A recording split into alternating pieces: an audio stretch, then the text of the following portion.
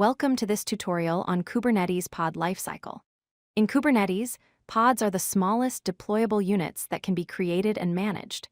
Understanding the complete lifecycle of a pod is essential for effectively managing containerized applications.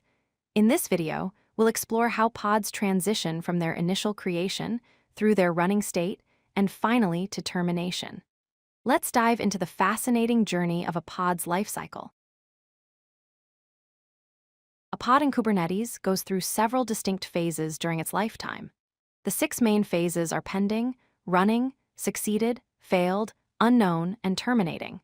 The pending phase occurs when the pod has been accepted by the cluster, but is not yet running. The running phase means at least one container is actively executing. The succeeded phase indicates all containers have completed successfully. The failed phase means one or more containers terminated with an error. The unknown phase occurs when the pod's state cannot be determined. Finally, the terminating phase happens when the pod is being gracefully shut down. Each of these phases plays a critical role in understanding pod behavior. The pending phase is the initial state when a pod is first created. During this phase, the pod has been accepted by Kubernetes, but the containers are not yet running. There are several common reasons why a pod stays in the pending state. First, Kubernetes might be downloading container images from a registry, which can take time depending on image size and network speed. Second, the pod might be waiting for resource availability, such as sufficient CPU or memory on the cluster nodes.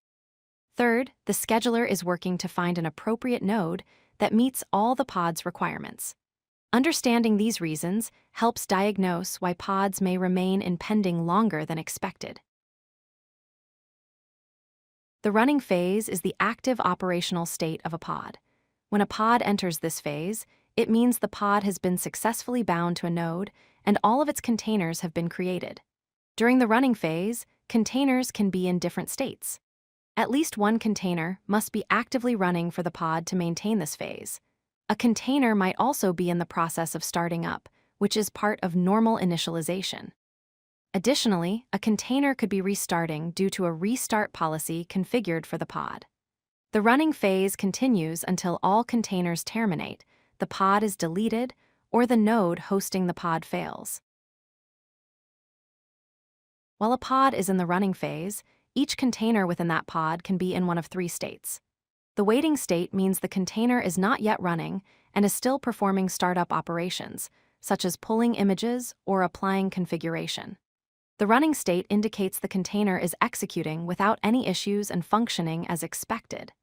The terminated state means the container has finished its execution, either by completing successfully or by encountering an error.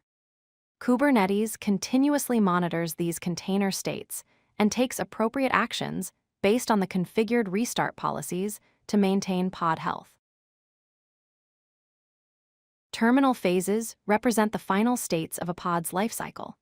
The succeeded phase occurs when all containers in the pod have terminated successfully with an exit code of 0. This typically happens with batch jobs or tasks that run to completion. The failed phase happens when at least one container in the pod has terminated with a non-zero exit code, indicating an error or abnormal termination. Once a pod reaches either of these terminal phases, it will not transition to any other phase unless it is deleted and recreated.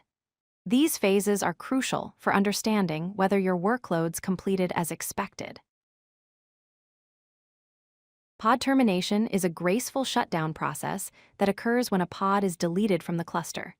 Understanding this process is essential for ensuring clean application shutdowns. The termination follows a specific sequence.